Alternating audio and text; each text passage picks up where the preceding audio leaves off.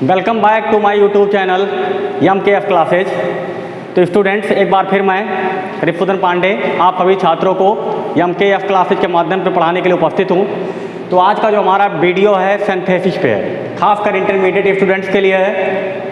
इससे पहले सिंथेसिस के बारे में पिछले वीडियो में मैंने कुछ चर्चा की थी, तो शायद पार्टिसिपल के बारे में भी बताया था, लेकिन मैं आज एक बार फिर से चर्चा करना चाहूँगा। पार्टिसिपल क्या होता है स्टूडेंट्स? पार्टिसिपल मतलब क्रिया का ऐसा रूप होता है जो वाक्य में एडजेक्टिव का भी काम करता है।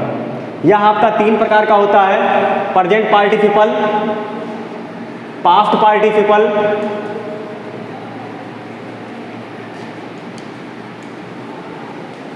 और तीसरा perfect participle.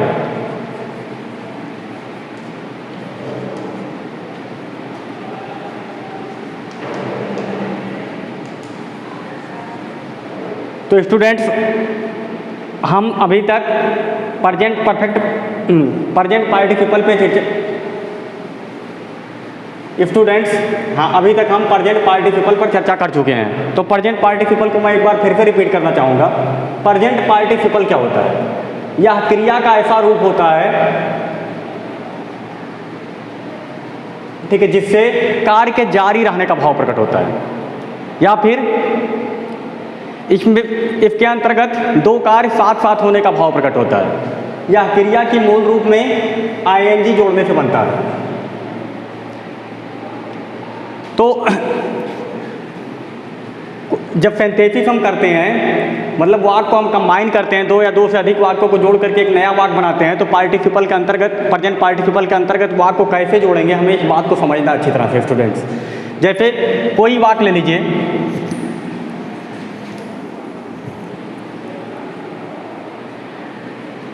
He was hungry.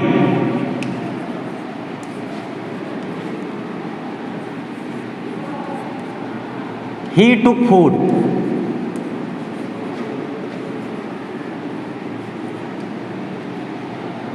तो स्टूडेंट, पहले हम यही देखेंगे कौन सा काम पहले हुआ है। भूखा हुआ पहले से ही था, तो ही वाज हंगरी की क्रिया क्या है? वाज बी का सेकंड फॉर्म है। तो इस वाक्य को जब हम जोड़ेंगे तो वाज का मूल रूप क्या होगा? बी। तो बी में ING लगा देंगे, तो बीइंग हंगरी कामा ही टुक फूड।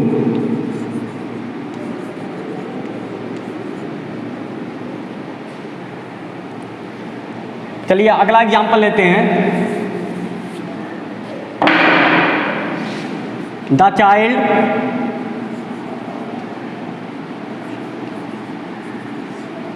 saw his mother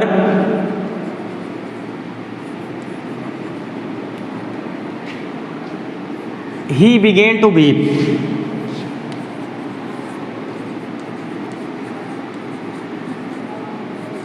पहले कौन सा काम हुआ है? पहले देखने वाला काम हुआ है, तो सा का मूल रूप होगा सी। सी में हम ING लगा देंगे, तो सीइंग हिज मदर। अब स्टूडेंट्स, ही किसके लिए प्रयोग किया गया है? द चाइल्ड के लिए। तो द चाइल्ड आप यहाँ लिखे नहीं है, तो इसलिए ही की जगह पे द चाइल्ड आपको लिखना होगा। तो द चाइल्ड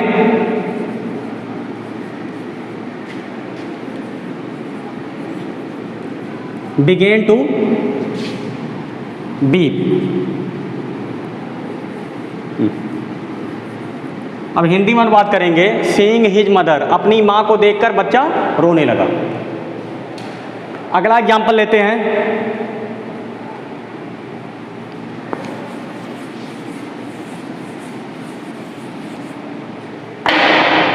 जैसे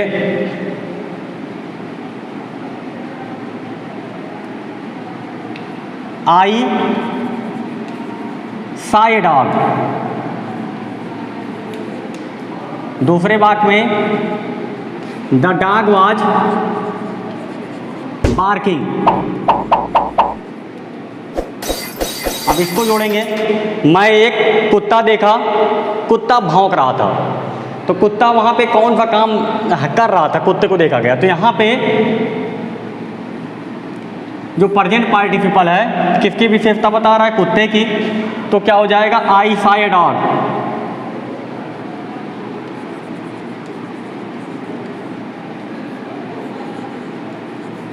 बार्किंग।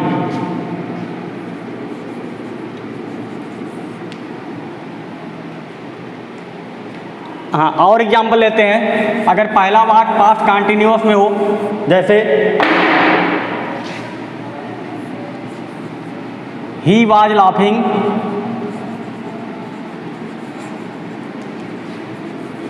दूसरा वाक्य ही began to cry,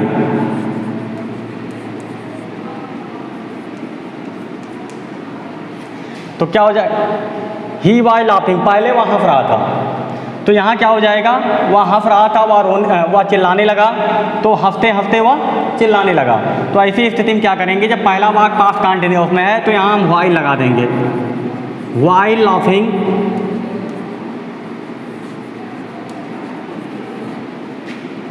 he began to cry, मतलब हंसते हंसते वह चिल्लाने लगा। चलिए अगला एग्जाम्पल देखते हैं।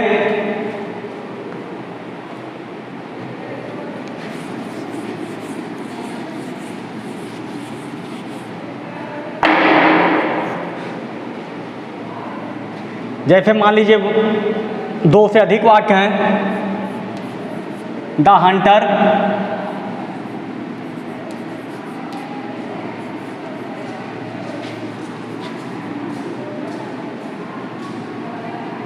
रेज्ड हिज गन,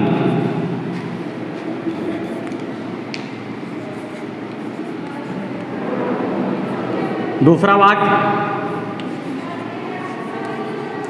ही टुक एम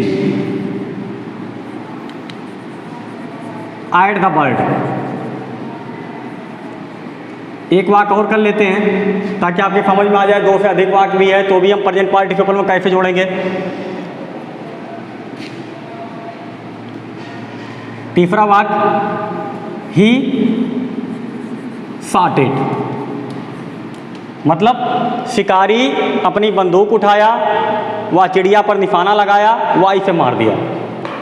अब तीनों वाक्य को जोड़ करके सबसे पहले काम कौन सा हुआ है, बंदूक उठाने वाला, उसके बाद निशाना लगाने वाला काम हुआ है, और लास्ट में जो काम अंतिम में किया गया उसी को हम फाइनाइट वर्ब के रूप में रहने देंगे, मतलब वाक्य की मुख्य क्रिया वही रहेगी। चलिए रेज में आईएनजी जोड़ेंगे तो क्या हो जाएगा, रेजिंग हिज गन, मतलब अपनी बंदूक उठाकर। दूसरी क्रिया है तो इसको भी आप प्रेजेंट पार्टिसिपल में कर दीजिए, एंड टेकिंग, टुक का प्रेजेंट पार्टिसिपल टेकिंग हो जाएगा। एम एट द बर्ड, अब यहाँ कामा लगा देंगे। लास्ट में ही कौन है, द हंटर, तो द हंटर लिख देंगे क्योंकि इससे पहले कहीं हमने हंटर लिखा नहीं है। तो द हंटर शॉट इट, तो मतलब अपनी बंदूक उठाकर और चिड़िया के ऊपर निशाना लगा करके शिकारी ने इसे मार दिया।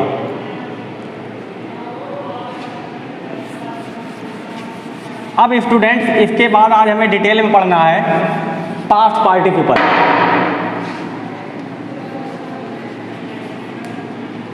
पास्ट पार्टिसिपल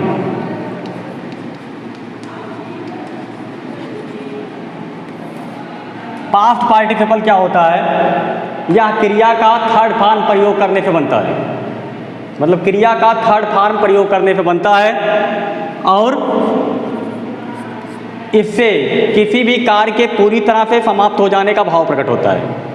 यह भी वाक्य में एडजेक्टिव का काम करता है, मतलब किसी संज्ञा की विशेषता ही बताता है, और जिसकी विशेषता बताएगा इसे हम उसके पहले प्रयोग कर देते हैं, पहले या बाद में।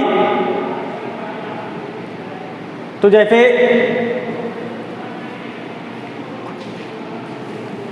एग्जाम्पल लेते हैं, आई फाउंड माई बुक। दूसरा वाक्य, इट वाज लॉस्ट, मुझे मेरी किताब मिल गई या खो गई थी। अब लास्ट यहाँ पे स्टूडेंट्स क्या होता है, क्रिया का थर्ड फॉर्म आपको पहले से मिलेगा, बस आपको यही पता करना है कि ये किसकी विशेषता बता रहा है। जिसकी विशेषता बताएगा उसी के पहले जा करके ये शिफ्ट हो जाएगा। जैसे आई फाउंड माई बुक, मुझे मेरी किताब मिल गई या गायब हो गई थी। तो लास्ट क्या गायब हुआ था, किताब, तो इसको हम इसको बुक से पहले लिख देंगे। I found my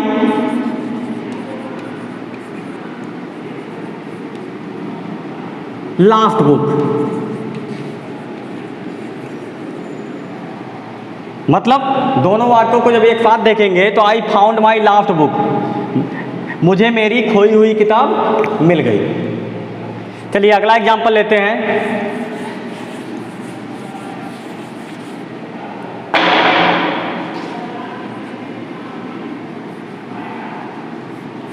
he met a teacher,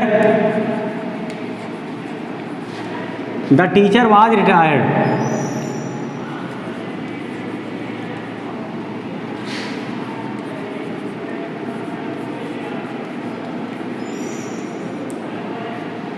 अब रिटायर्ड कौन है, वह एक अध्यापक से मिला, अध्यापक रिटायर, हाँ, अवकाश प्राप्त थे। तो दोनों वाक्यों को जब जोड़ेंगे तो क्या हो जाएगा, वह एक अवकाश प्राप्त अध्यापक से मिला, रिटायर्ड यहीं शिफ्ट हो जाएगा। तो क्या हो जाएगा, he met a retired teacher, मतलब वह एक अवकाश प्राप्त अध्यापक से मिला।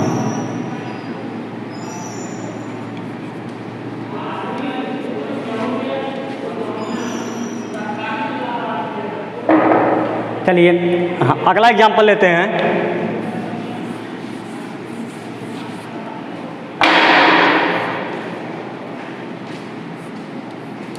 The soldiers were sent to the hospital,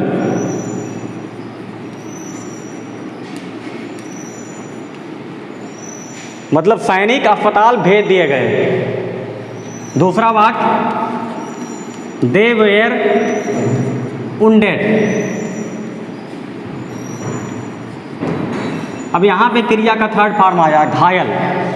तो सैनिक अस्पताल भेज दिए गए, वह घायल थे, और दोनों वाक्यों को जोड़ करके जब एक वाक्य बनाएंगे तो क्या हो जाएगा, घायल सैनिक अस्पताल भेज दिए गए।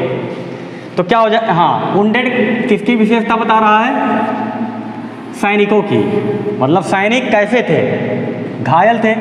तो क्या हो जाएगा, the wounded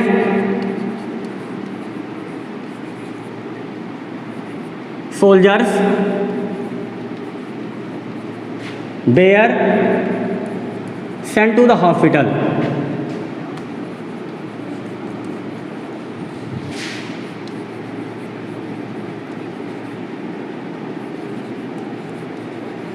students past participle बहुत ईजी है, क्रिया का थर्ड फॉर्म देखेंगे कहाँ है, वो किसकी विशेषता बता रहा है, जिसकी विशेषता बताएगा उसके पहले हम उसको रख देंगे, आपका वाक्य कंबाइन हो जाएगा।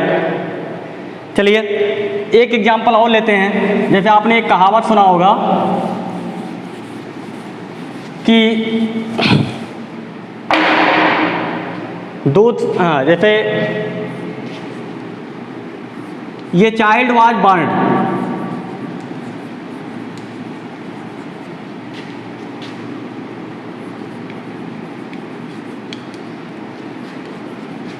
he treats with fire, मतलब एक बच्चा जल गया था, वो आग से डरता है। तो दोनों वाक्य को जोड़ेंगे। जैसे अब इसी वाक्य में बर्ट जो क्रिया का थर्ड फॉर्म है, ये किसकी विशेषता बता रहा है, बच्चे की, मतलब एक जला हुआ बच्चा आग से डरता है। तो क्या हो जाएगा, ये बर्ड चाइल्ड ड्रीड्स विथ फायर। तो जो जिसकी विशेषता बताएगा उसके पहले उसको रख देंगे, कंप्लीट हो जाएगा आपका। चलिए हाँ, एक एग्जाम्पल और लेते हैं जो बोर्ड परीक्षा में भी कई बार पूछा गया है।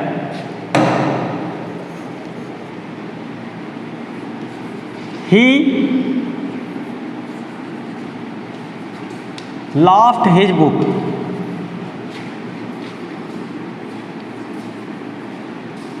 दूसरा वाक्य ही सर्चड फॉर इट। अब इसको कैसे कंबाइन करेंगे? वह अपनी किताब खो दिया था, वह इसे ढूंढा। तो हाँ, तो सबसे पहले अगर आपके समझ में नहीं आ रहा है तो हिंदी बना लीजिए वाक्य को। दोनों वाक्यों को हिंदी में कैसे जोड़ेंगे? वह अपनी किताब खो दिया था, वह इसे ढूंढा, मतलब वह अपनी खोई हुई किताब को ढूंढा। तो क्या हो जाएगा? ही सर्चड फॉर इट किसके लिए आया है? किताब के लिए। और लास्ट क्या कर रहा है? इसकी विशेषता बता रहा है, मतलब वह अपनी खोई हुई किताब को ढूंढा। तो क्या हो जाएगा? He searched for his last book.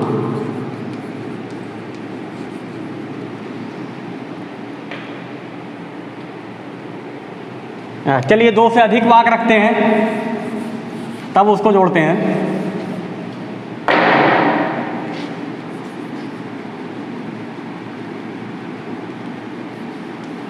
ये boy was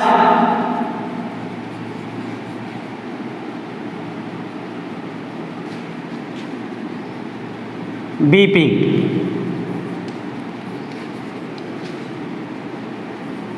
he was sitting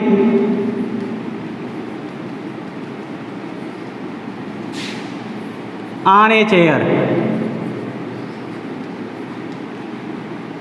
एक लड़का रो रहा था, वह एक कुर्सी पर बैठा था। एक वाक्य और करते हैं। He was injured.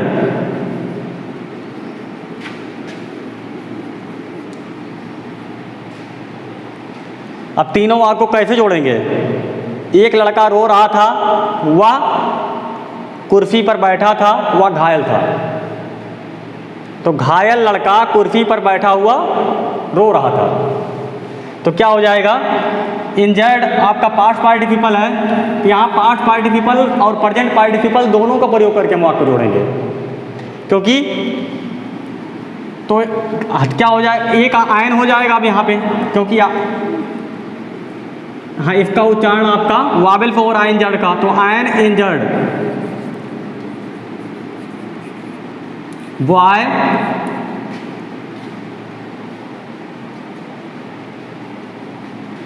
was weeping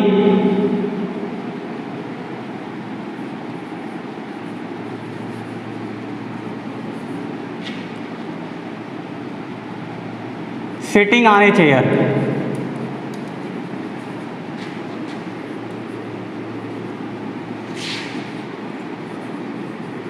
इस वाक्य को एक तरह से और बना सकते हैं। अगर दो बार आईएनजी लग गया, आपको अटपटा लग रहा है। Ion injured boy was weeping sitting on a chair. इसका मतलब क्या हुआ?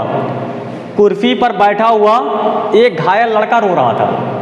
अगर आप दूसरी तरफ बनाना चाहते हैं तो while sitting on a chair N injured boy was weeping, इस तरह भी बना सकते हैं आर करके। व्हाइल एक आईएनजी फॉर्म आप अलग कर दीजिए प्रेजेंट पार्टिसिपल को, तो while sitting on a chair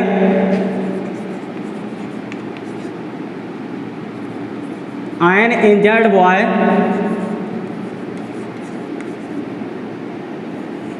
was weeping।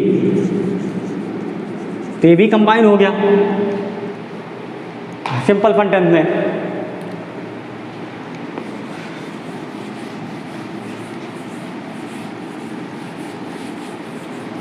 अब इसके बाद तीसरा पार्टिसिपल।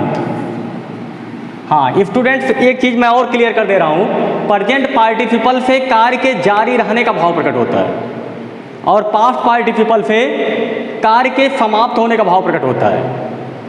जैसे अगर हम पहचान देखेंगे हिंदी में कि कहते हैं प्रेजेंट पार्टिसिपल में कर, करके, हुआ, हुई, आज शब्द आते हैं। पास्ट पार्टिसिपल में भी हुआ, हुई, आज शब्द मिलता है। जैसे दो वाक्य लिखते हैं, आपको यही अच्छी तरह समझ में आ जाएगा पास्ट पार्टिसिपल क्या है, प्रेजेंट पार्टिसिपल क्या है। जैसे मैंने फलों से लदा हुआ एक ट्रक देखा।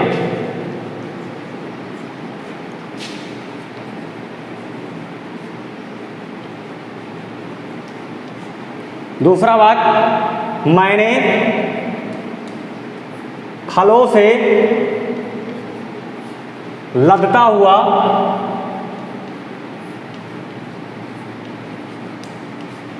एक ट्रक देखा था।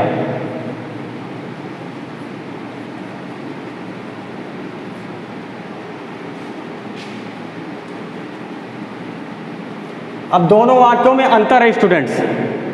मैंने फलों से लदा हुआ एक ट्रक देखा, मैंने फलों से लदता हुआ एक ट्रक देखा। लदता हुआ मतलब जब मैं ट्रक को देखा तो उस पर फल लादा जा रहा था, लादने वाला काम जारी था। तो काम जारी है तो मतलब ये पाप का होगा प्रेजेंट पार्टिसिपल, और दोनों जगह हुआ लिखा हुआ है। और लदा हुआ मतलब मैंने जब ट्रक को देखा तो ट्रक पे फलों से लदा हुआ ट्रक था, मतलब ऑलरेडी वहाँ पहले से ही फल को लाद दिया गया था ट्रक पे।